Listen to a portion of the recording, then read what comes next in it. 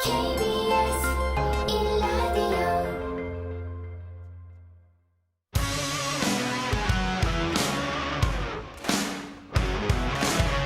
뉴스타파 기자 김경래 최강 시사. 네, 김경래의 최강시사 2부 시작합니다. 금요일은 매주 전국의 가장 뜨거운 현안을 여야 의원 두 분과 함께하는 시간 마련돼 있습니다. 최고의 정치.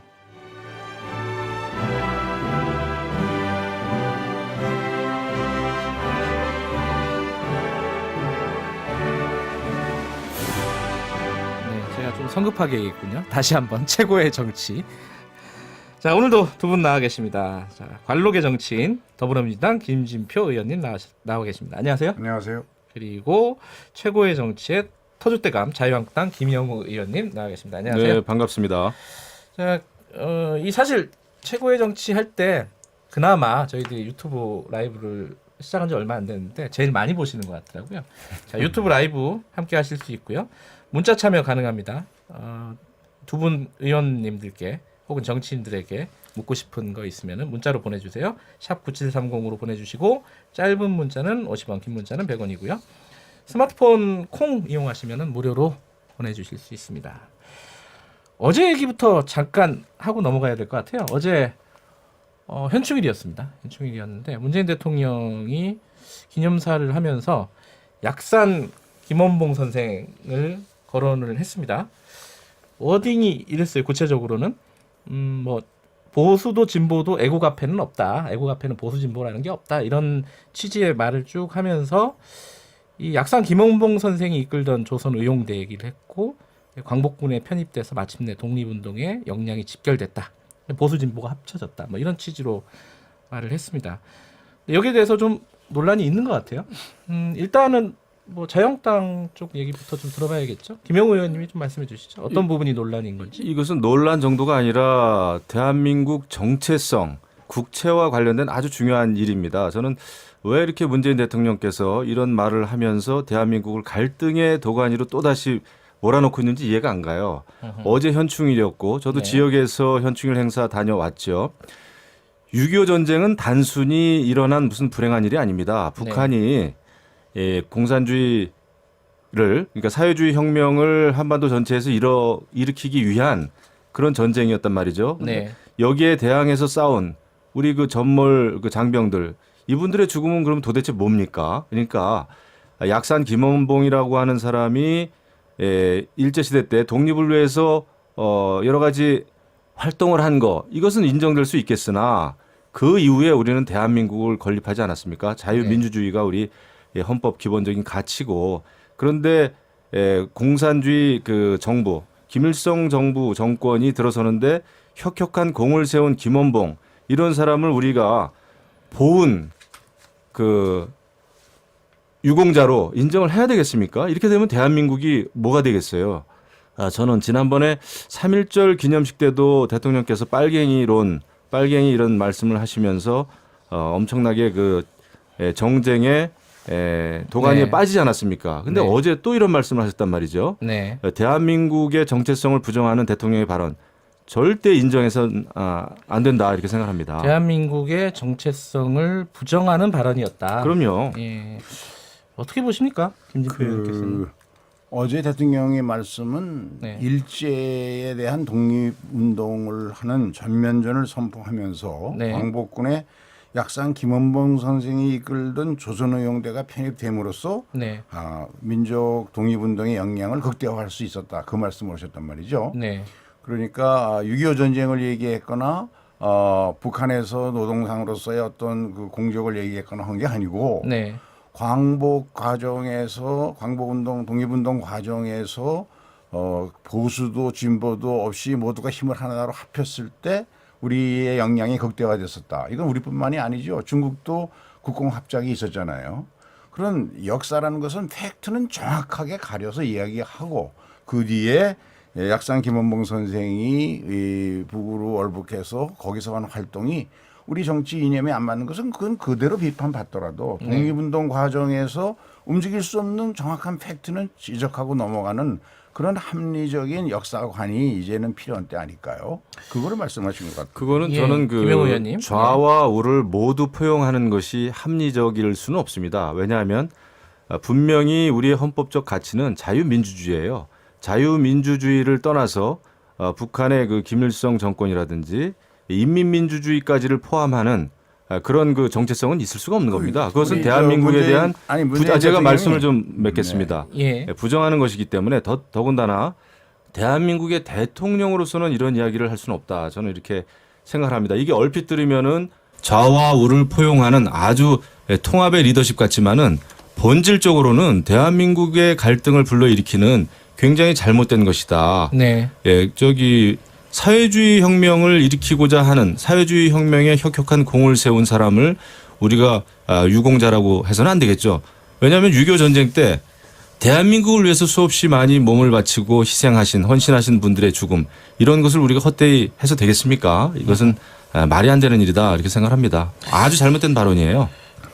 하여간 김지부 의원님. 네, 저는 우리가 민족의 긴 역사를 지금이 어느 시점에 안경으로 전부 새파랗게 칠해서 보고 또 새파랗게 칠해서 보고 이런 것은 우리 국민의 높아진 정치의식 수준에 맞지 않는다고 생각합니다. 네.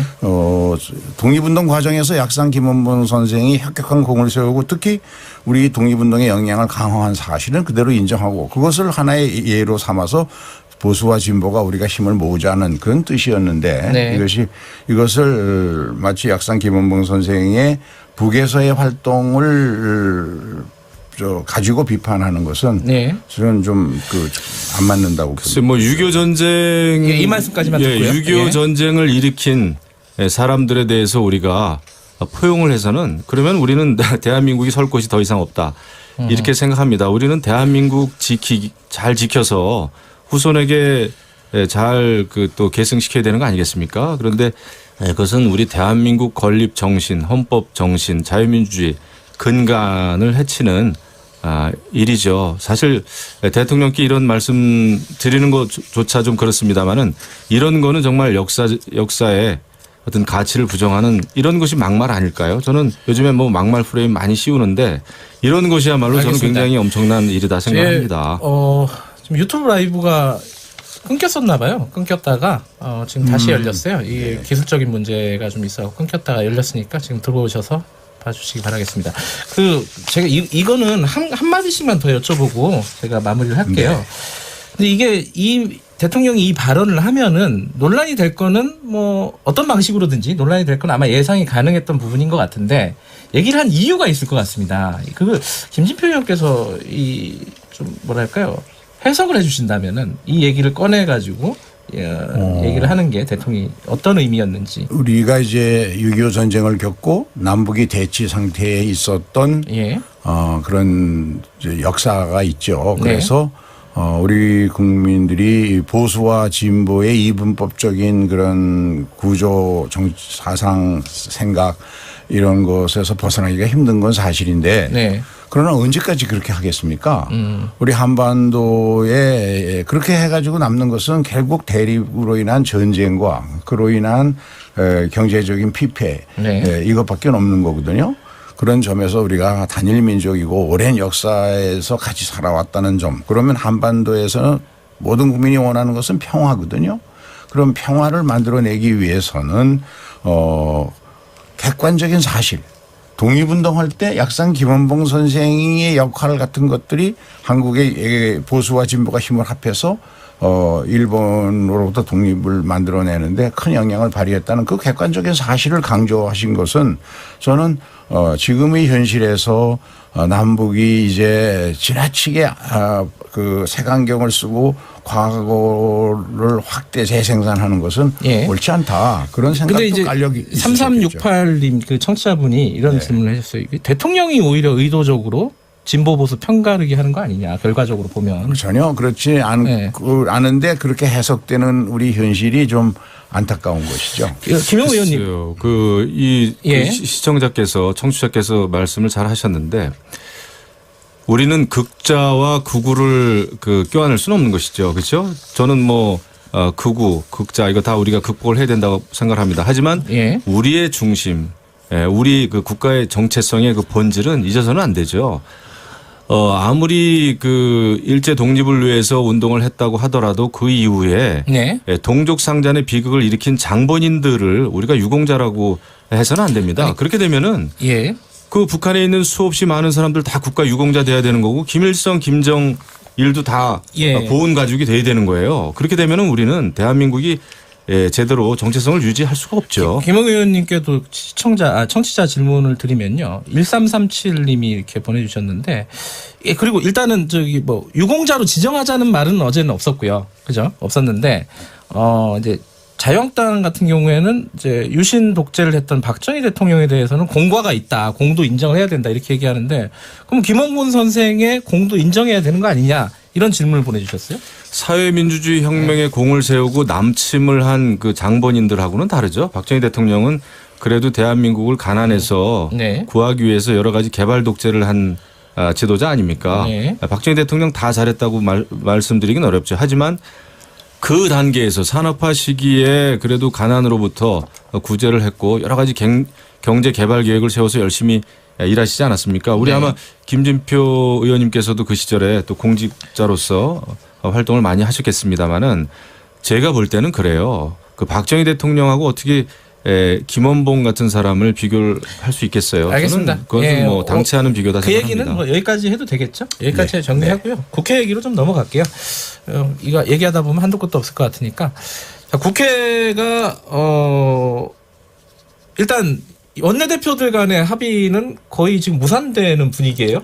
어제 보니까 이인영 원내대표는 자유한국당에서 이제 협상을 벼랑 끝으로 몰아가고 있다 이렇게 얘기했고, 나경원 원내대표는 아니 뭐 정상화의 의지가 없다 민주당이 서로 간에 지금 이러고 있습니다. 그리고 대통령이 만나자고 했는데 그게 또 3당하고 만나냐 5당하고 만나냐, 자유한국당이 사실상 역제안을 해가지고 지금 상황이 이루어지지 않고 있어요. 네.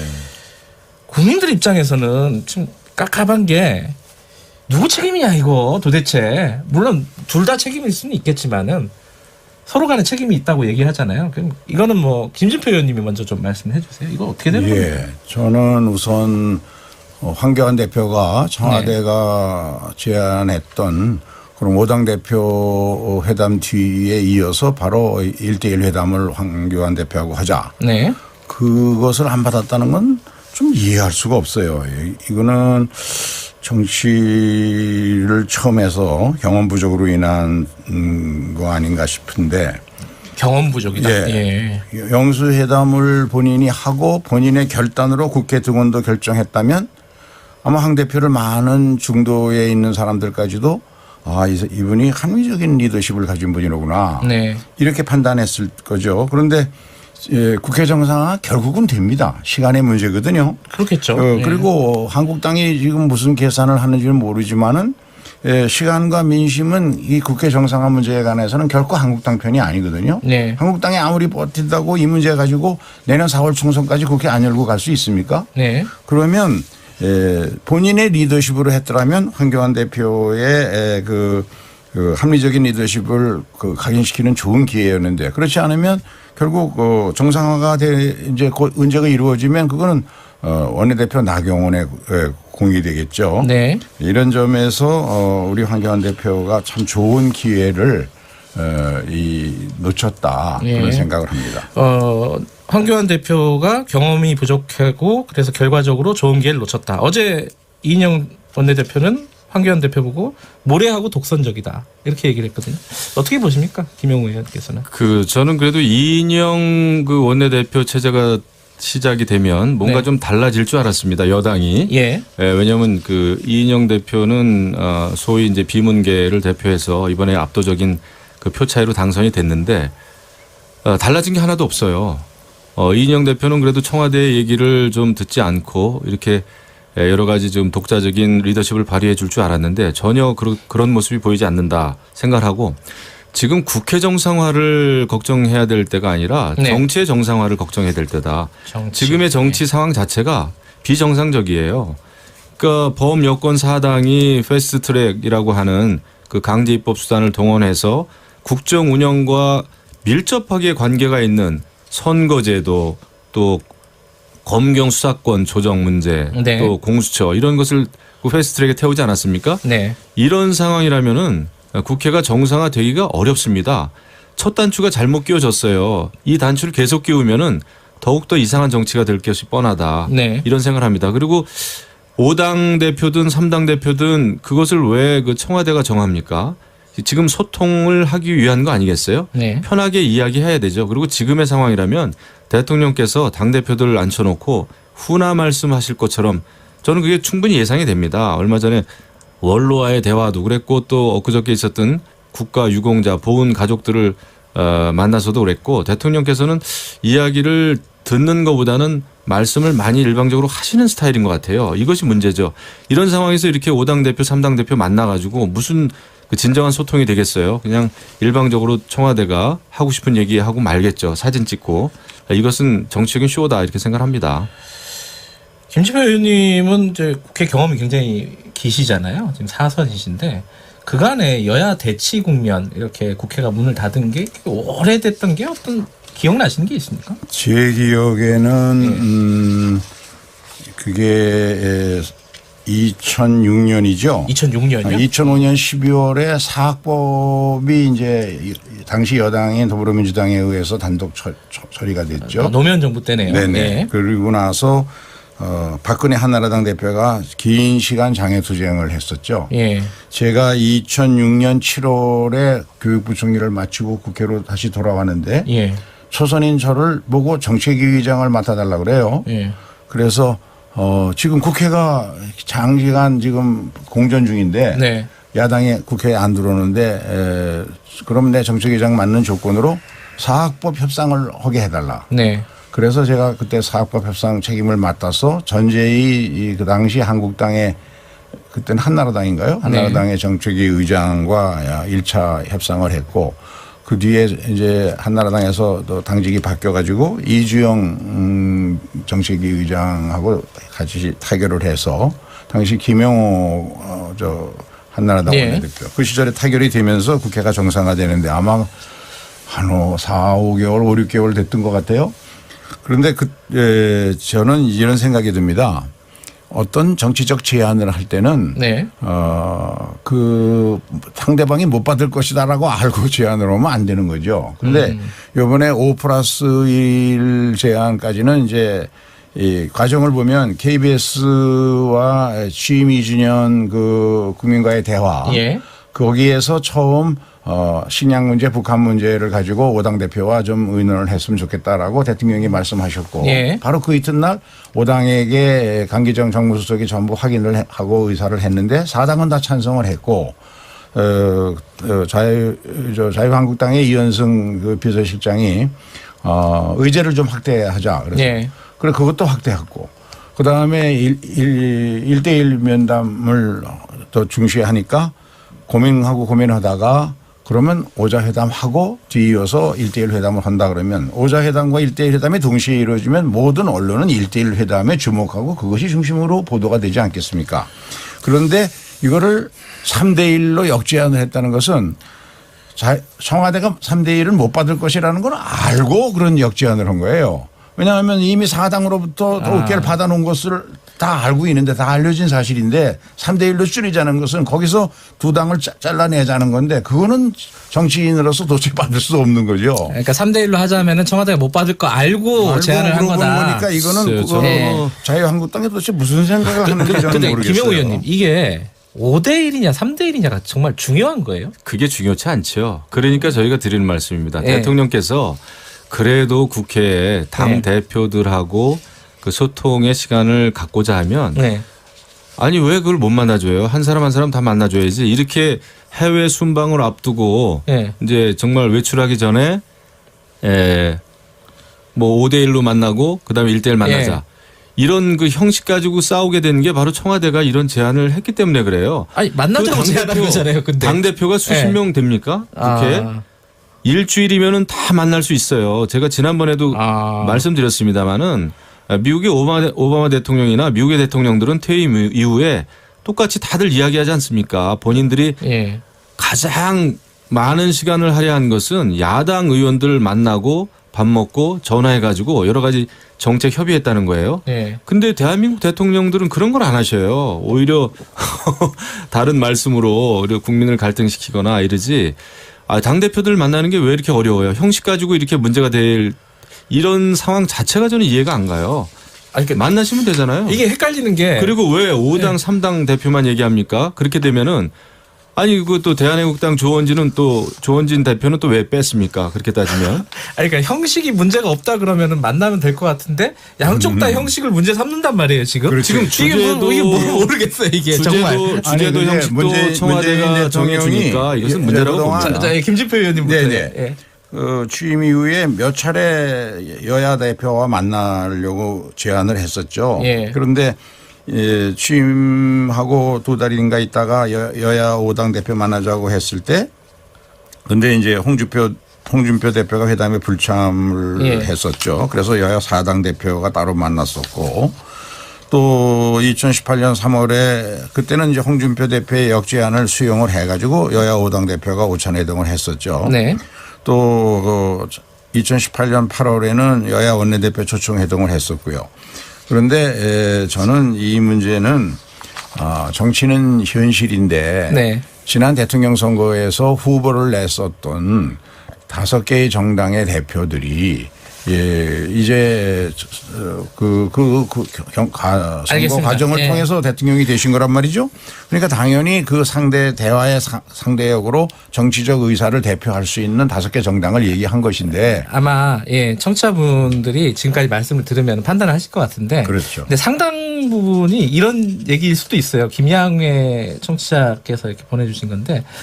이럴 바에는 그냥 국회 해체하고 국회의원 모두 없애버려라 이런 약간 이게 정치 혐오적인 어떤 생각을 들게 할 수 있거든요. 지금 상황이 이게 자유한국당에도 이게 좋은 건가라는 생각은. 저희 좋지 않죠. 부담 있죠, 당연히. 그런데 지금의 5당 체제를 한번 보시자고요. 5당 체제가 어떤 체제입니까? 사실은 자유한국당 빼고는요 야당이라고 다 범여당 아닙니까? 네. 그러니까 5명 대표 모아놓고 이야기해봐야.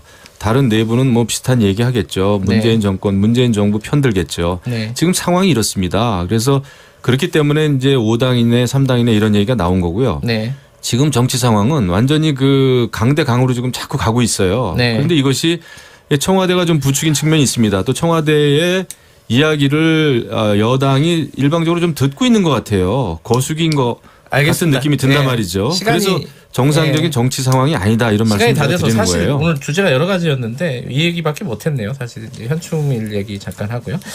1분밖에 안 남았는데 단답형으로 이 말씀은 좀 그냥 한번 여쭤보는 건데 황교안 대표 종로 출마설 있잖아요. 어디로 출마하실 것 같습니까? 저는 뭐 대표가? 제가 알 수가 없고요. 지금은 당 대표의 뭐 어느 지역구 출마보다는 지금 비례? 이제 경제 비례로? 민생 살리는데 올인하는 게 당 대표로서 아직까지는? 하실 일일 거예요. 오늘도 아마 경기도 제가 이제 도당위원장인데 민생 투어 또 시작을 합니다. 오랜 정치 경험으로 김진표 의원께서는 어떻게 예상하십니까? 황교안 대표가 어디로 출마할 것 같습니까? 뭐 당선 가능한 곳으로 출마하시고. 근데 종로 출마 그렇게 쉽지 않을 거예요. 그래요?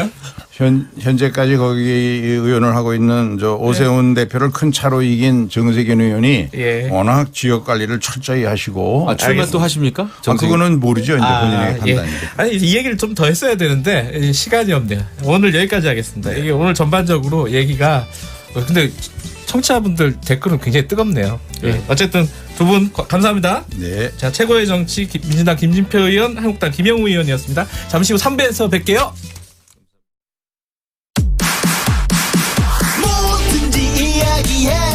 안녕하세요. 저널리즘 토크쇼 제2의 날카로운 눈 정준입니다. 깊이 있는 토론, 청취자에게로 열린 소통, 더욱 새로워진 KBS 열린 토론